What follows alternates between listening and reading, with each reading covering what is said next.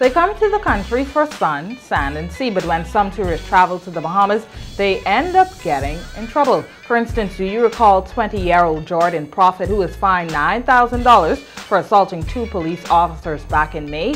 Prophet actually admitted to committing the crime. One has to wonder, though, if a Bahamian was charged with that offense, would the outcome be the same?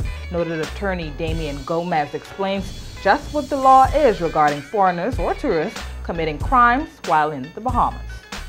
Any person who comes to the Bahamas upon crossing the border submits to the jurisdiction of our courts and submits to the laws of this Commonwealth.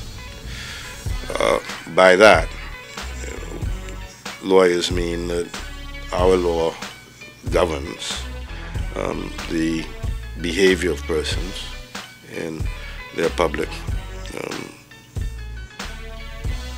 activities and even in some private activities.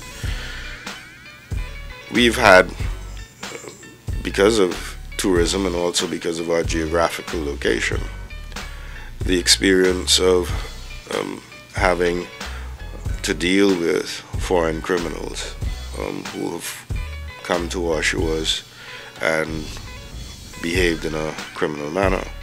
And just how does the judge work out sentences for foreigners?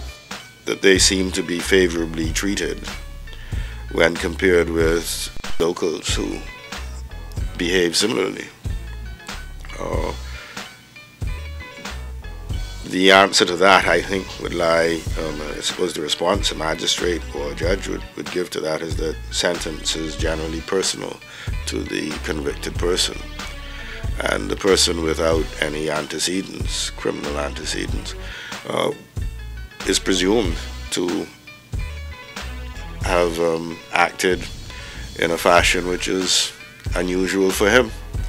And the benefit of the doubt is given to the person in those circumstances, and that accounts, in a sense, for the light sentences. So what you're saying is that a tourist will never be sentenced to a term of imprisonment?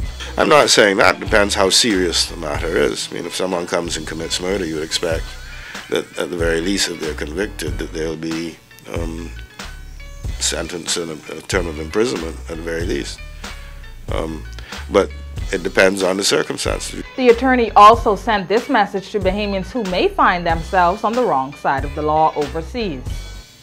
Persons will be treated in similar fashion to how our court system treats accused persons and convicts. So here's what to remember. 1. Once a tourist steps on Bahamian soil, he is subject to Bahamian law no matter what the crime. And 2, if a foreigner commits a crime, it is more likely that the penalty will be a fine rather than a term of imprisonment.